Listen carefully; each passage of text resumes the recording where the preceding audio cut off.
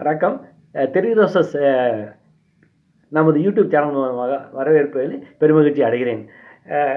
நமது கடந்த வாரம் ட்ரெண்டிங்கான விஷயம், அண்ணா பல்கலைக்கழகத்தில் நடந்த பாலியல் வன்கொடுமைக்கு எதிர்ப்பாக இன்று பாஜக மகளிர் அணி மதுரையிலே போராட்டம் செய்து கைது செய்யப்பட்டுள்ளனர்.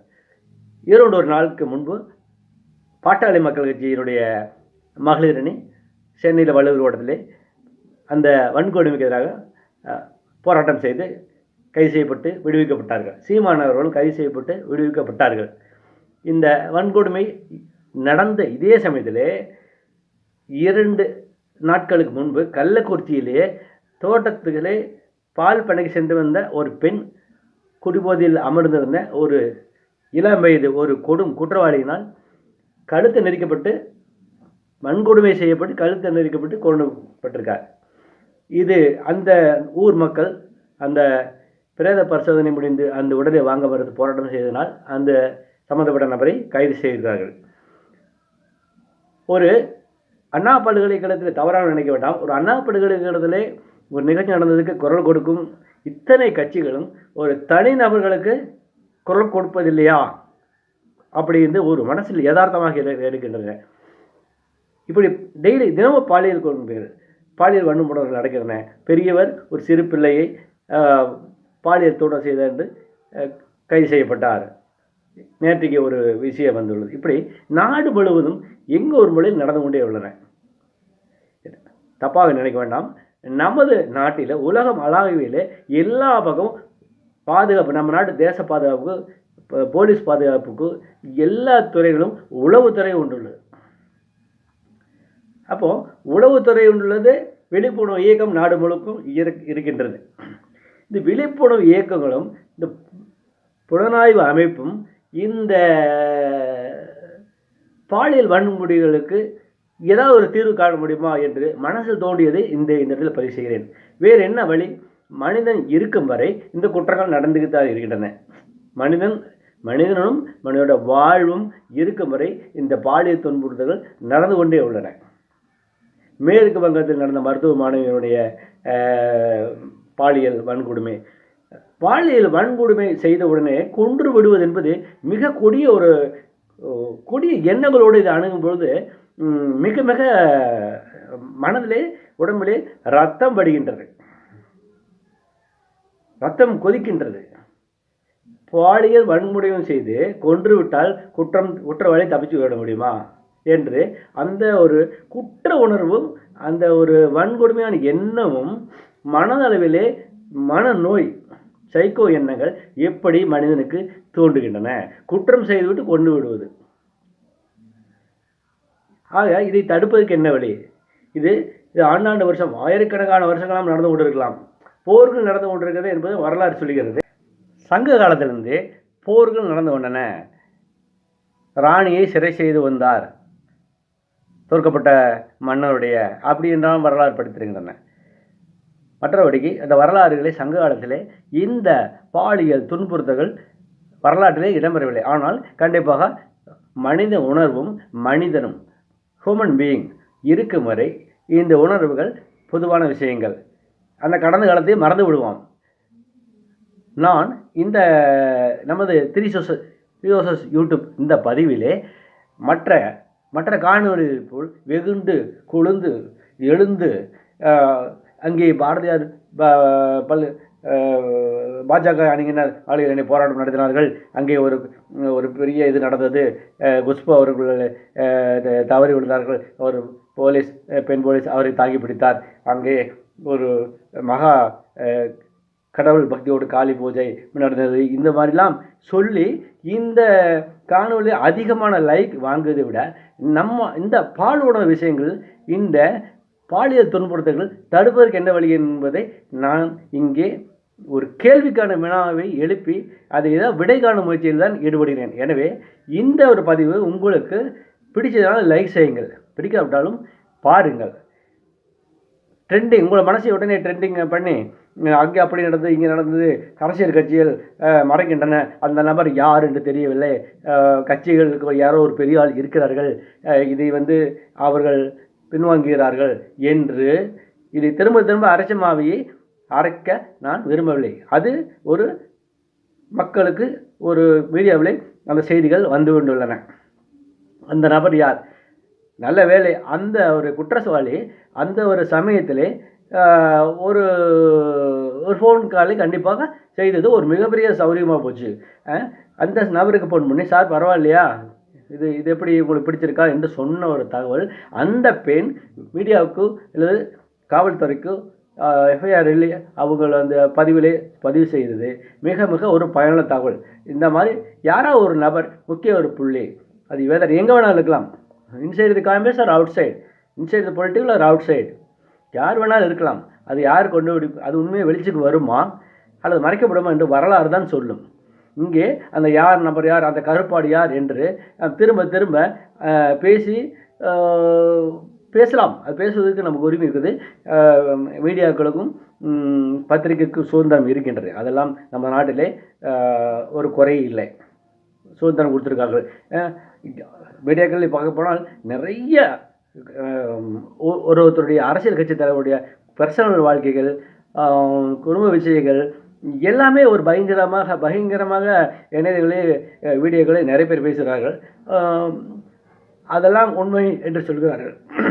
அடுத்தவருடைய பர்சனல் விஷயங்கள், குடும்ப விஷயங்கள், அந்தரங்க விஷயங்கள் எல்லாம் தைரியமாக வெளிப்படுத்துகிறார்கள். அது அந்த அளவுக்கு நம்ம நாட்டில் ஒரு சுதந்திரம். யாராவது ஒரு குறிப்பிட்ட ஒரு நபர், ஒரு பெரிய அரசியல் தலைவர் என்னோட மாதிரி ஒரு அவதூறு பரப்புறதுக்கு எனக்கு நஷ்டஈடு கொடுக்க வேண்டும் என்று கேட்டால் அதுக்கு உண்டான விடையும் இது கோர்ட்லேருந்து கிடைக்கிறது. உதாரணமாக நமது வடிவேல் நடிகர் வடிவேல் சிங்கமுத்து மேல் கேஸ் போட்டார். ஆனால் கேஸ் அப்படின்னு போட்டால் எத்தனை பேர் மேல், இந்த வீடியோக்களில் எத்தனை பேர் மேல் கேஸ் போட்டது தடை செய்யலாம். இது ஒரு பக்கம் இருக்கட்டும். இந்த பாலியல் துன்புறுத்தல்கள், அந்த கருப்பாடு யார் என்று நான் திரும்ப திரும்ப பேசி அது கண்டிப்பாக வெளிச்சத்துக்கு வரும். அந்த கருப்பாடு கண்டிப்பாக வெளிச்சத்துக்கு வரும்.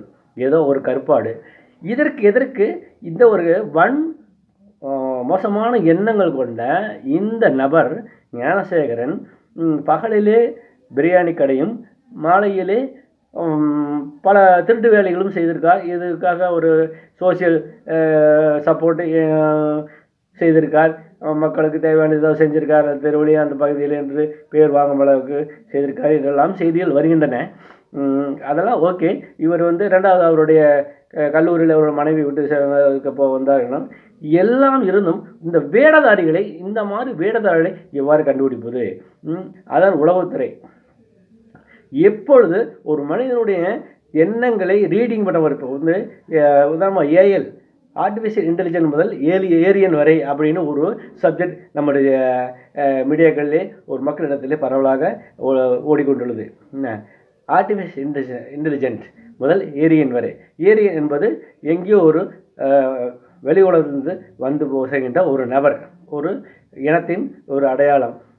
ஆர்டிஃபிஷியல் இன்டெலிஜென்ஸ் என்பது திரைத்துறையிலையும் கூட இசையமைப்பாளர் இல்லாதவங்க கூட இசையமைப்பாளர் கூட ப்ரோக்ராம் செட் கொடுத்து ஆட்டோமேட்டிக்காக மியூசிக் டியூன் அமைச்சு கொடுப்பதும், ஒரு குரலில் பாடி வைப்பது, இன்னொருத்தர் வடிவிலையும் கூட அவர் நடிக்க வைப்பது, இதெல்லாம் ஆர்டிஃபிஷியல். ஸோ ஏஎல்வை ஏரியன் வரை என்று ஒரு விஷயங்கள் இருக்கின்றன. இந்த மாதிரி ஒரு மனிதன் ஒரு மனிதனுடைய ரீடிங் மூளைகளுடைய பதிவு. உதாரணமாக ஜப்பானிலே ஒரு கருவி கண்டுபிடித்திருக்காங்க. அந்த கருவி என்னென்ன கனவுகள் தலையில் மாட்டிக்கொண்டால் என்ன மாதிரி கனவுகள் வந்ததை காலையிலே அதை திரைப்படமாக கன்வெர்ட் செய்து கொடுக்கிறது, படமாக ஒளியாக கன்வெர்ட் செய்கிறது, படமாக கன்வெர்ட். அந்த மாதிரி ஒரு மனிதனுடைய எண்ணங்கள் ரீடிங் செய்யக்கூடிய அளவுக்கு. இப்போ உதாரணமாக ஒரு கேட்டில் ஒருத்தர் நுழைகிறார் என்றால் ஒரு நிறுவனத்துக்குள்ளே அவருடைய ரீடிங் என்ன அப்படிங்கிற ஒரு இது மாதிரிலாம் இதெல்லாம் வரணும். ஏஎல் தொழில்நுட்பம் வரணும். அப்போ ஒரு மனிதன் ஒரு உள்நோக்கத்தோடு ஒரு இடத்துல நுழைகிறான் என்றால் அவனுடைய எண்ணங்கள் வரணும். இதெல்லாம் ரேடாரில் சிக்கும் ஒரு அமைப்பு மாதிரி ரேடாரை கண்டுபிடித்த மாதிரி ஒரு மனிதனுடைய எண்ணங்கள், இந்த தீய எண்ணங்கள், கொடி எண்ணங்கள் அந்த அலைகளாக வரும்பொழுது அந்த சிக்னல் அந்த ஒலியாக மாறி அலர்ட்டாக மாறி ஒலிக்கக்கூடிய அளவு ஏஎல் தொழில்நுட்பங்கள் வர வேண்டும். இல்லாவிட்டால் கண்டிப்பாக இது நான் சொல்லுவது இந்த பதிவு உங்களுக்கு ஒரு முட்டாள்தனமாக கூட இருக்கலாம். கண்டிப்பாக என்ன ஒரு பைத்தியக்கார மாதிரி பேசுகிற மாதிரி கூட இருக்கலாம். ஆனால் பாலியல் துன்புறுத்தல்கள், பாலியல் வன்முறைகள் நடந்து கொண்டே தான் இருக்கும். இன்றைக்கி ஒரு அண்ணா பல்கலைக்கழகத்தில் ஒரு பாலியல் வன்கொடுமை, அதற்கு பேராசிரியர்கள் கமிட்டி அமைத்திருக்கார்கள். இதெல்லாம் ஓகே. அடுத்தது இன்னொரு பக்கம் ஏதோ ஒரு துறையில் எங்காவது இருக்கலாம். ஒரு கல்வியிலே ஒரு பாலியல் ஒரு ஆசிரியர் ஒரு பெண்ணை பாலியல் வன்கொடுமை தூண்டலாம், அல்லது ஒரு நிறுவனத்திலே தூண்டலாம், அலுவலகத்திலே தூண்டலாம், ஒரு சாமானிய ஒரு கிராமத்தில் நடக்கலாம், எங்கே ஒரு நடந்து கொண்டே இருக்கும். அப்போ இதுக்கு என்ன வழி? போராட்டங்கள் கட்சியிலே ஒரு கட்சியும் இதை முன்னெடுத்து போராட்டுகின்றன. நீதிபதிகள் அவர்கள் சொல்கிறார்கள், அரசியல் கட்சிகள் இப்படி இதை பயன்படுத்துகின்றன, அரசியலாக பார்க்கிறார்களே, அவர்கள் நெஞ்சை கை வைத்து சொல்வார்களா, நான் இதை செய்ய மாட்டேன் என்று ஒரு நீதிமன்றம் கேள்வி எழுப்புகின்றது என்றால் இதற்கு என்ன மாற்று வழி என்று ஆராய்ச்சிகள் பண்ணிக்கொண்டே இருக்க வேண்டும். என்ன அதர்வைஸ் இது இன்னொரு குடும்பத்தில் நடக்கிறது, நம்ம குடும்பத்தில் நடக்கலாம். எனவே இதற்கு என்ன வழி? இது என்ன ஸ்டடி, என்ன அறிவியல் முன்னேற்றங்கள், எத்தனையோ கண்டுபிடிப்புகள் நடக்கின்றன, நிறைய கண்டுபிடிப்புகள் நடக்கின்றன. மனதளவிலே மனதை ரீடிங் செய்யக்கூடிய அளவுக்கு ஏதாவது ஒரு கருவிகள் கண்டுபிடிக்க வேண்டும். ஒரு வன்கொடுமை உணர்வுகள் மனதளவிலே தோன்றுகிற போது இந்த எண்ணத்தொகை இருந்தால் வந்திருக்கார், இந்த நபர் வந்திருக்கார் என்ற மாதிரி ஒரு மனதை ரீடிங் பண்ணுற அளவுக்கு மிகப்பெரிய தொழில்நுட்பம் வந்தால்தான் இந்த பாலியல் வன்முறைகள் நடந்து கொண்டே இருக்கும். ஒரு நபர் எங்கு எதற்காக போகிறார் என்று யாருக்குமே தெரியாது. ஒரு நபர் உங்களிடத்தில் பேசுகிறார் என்றால் அவர் உங்களிடம் பேசுகிறார், ஆனால் அவர் பேசிக்கொண்டே உள்ளே ஆழ்மனதில் வேறொரு சிந்தனையோடு இருக்கிறார், உங்களை அளவெடுக்கிறார். நீங்கள் பேசுவதை அவர் காதில் கேட்குமாறு இருக்கிறது. அதே சமயத்தில் முகத்தை பார்த்து நீங்கள் தெரிந்து கொள்ளலாம், நாம் சொல்வதை அவர் கேட்கிறார், ஆனால் அவருடைய உள் மனசு உங்களை ரீடிங் செய்கிறது. இந்த கேள்விக்கு இவர் எப்படி பதில் சொல்கிறார், இது உண்மை சொல்கிறாரா பார், பொய் சொல்கிறார் பாரு, உண்மையை சொல்கிறார் பாரு என்று, அல்லது இப்படி சொன்னால் அடுத்த முறை நாம் என்ன செய்ய வேண்டும் என்று அவர் உள்ளே ஒரு கால்குலேஷன் போட்டு இப்படி இந்த மாதிரி விஷயங்கள் கணக்கிடலாம் என்று வைத்து கொண்டாலும் கூட இது எங்கே ஒரு காலத்தில் ஒரு 50 வருஷம் கழித்து இந்த ஏஐ தொழில்நுட்பம் வந்தாலும் கூட இது எங்கே செயல்படுத்துவது? நாடு முழுவதும் செயல்படுத்த முடியுமா? ஒரு கரும்பு தோட்டத்தில் செயல்படுத்த முடியுமா? ஒரு வனாந்தரத்தில் நடக்கக்கூடிய பாலியல் துன்புறுத்தலை தடுத்து நிறுத்த முடியுமா? இது எல்லாம் விடைகள். இதுக்கு என்ன வழி? இயக்கம். பாலியல் துன்புறுத்தலுக்கு எதிரான இயக்கங்கள், விழிப்புணர்வுகள், இதுதான் தேவை.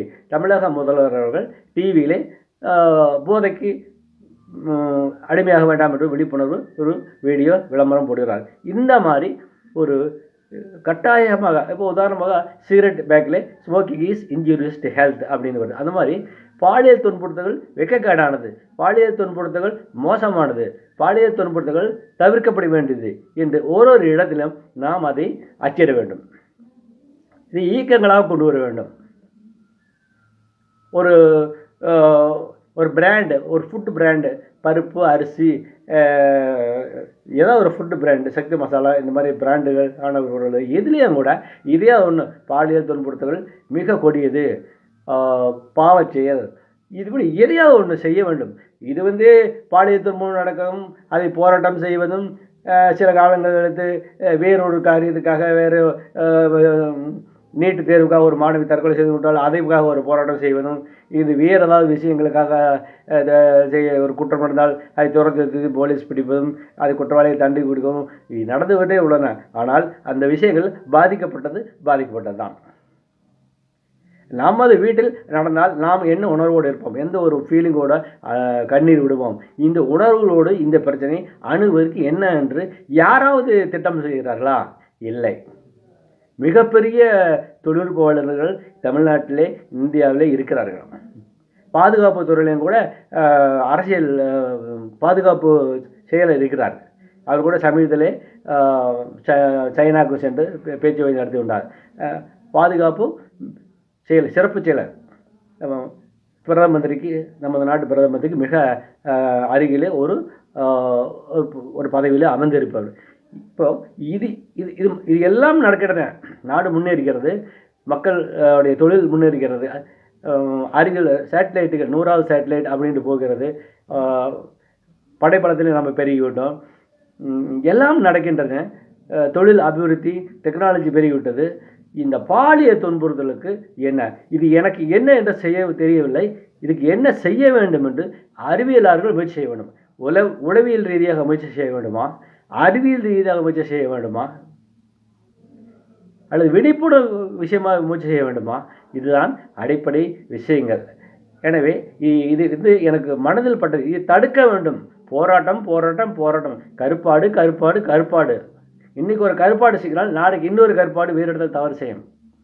ஆக எத்தனை கருப்பாடுகளை நம்ம எத்தனை நாளுக்கு தவறு செய்ய வேண்டும்? ஒரு பெண் சங்கராபுரத்தில், கள்ளக்குறிச்சி சங்கராபுரத்திலே காட்டுக்கு பால் கறந்து சென்று வரும்பொழுது அந்த பொன் விருப்பத்துக்கு மறுத்தனால் துப்பட்டால் இறுக்கி உள்ளே காட்டுக்குள் சென்று வந்தான் என்றால், அந்த பொன் ஏன் அவனை எதிர்த்து சண்டையிட்டு அவனை வீழ்த்தி விட்டு வர முடியவில்லை? அப்படி என்றால் பெண்ணினுடைய வலிமை கம்மியாக இருக்கிறது. எதிர்த்து சண்டைப்படிய பெண்கள் மென்மையானவர்கள், ஆண்கள் இளம் வயதாக இருந்தாலும் வலிமையானவர்கள். இந்த ஒரு கான்செப்ட் இங்கே இருக்கிறது. ஆக ஒரு தவறு நடக்கும் பட்சத்திலே அந்த பெண் அவனை வீழ்த்தி விட்டு வர வேண்டும். அப்போ பெண்கள் மென்மையாக இருக்கும் சமயத்தில் மென்மையாக இருக்க வேண்டும், வல்லமையாக இருக்கும் சமயத்தில் வல்லமையாக இருக்க வேண்டும். இதெல்லாம் அடிப்படை விஷயங்கள். ஒரு ஆண் ஏதாவது நினைத்தால் தன் ஆசைக்கு இணங்க மறுத்தால் அந்த பொண்ணை அடித்து துன்புறுத்தி எடுத்துகிட்டு போக வேண்டியது, 4 பேர் சேர்ந்து எடுத்துகிட்டு போக வேண்டியது. இதுக்கு என்ன பயன்? இது நமது தமிழ்நாட்டில் மட்டுமல்ல, இந்தியாவில் மட்டும் உலகளாவியும் நடக்கிறது. இந்த பாலியல் வன்முறைகள் உலகளாவும் நடக்கின்றன.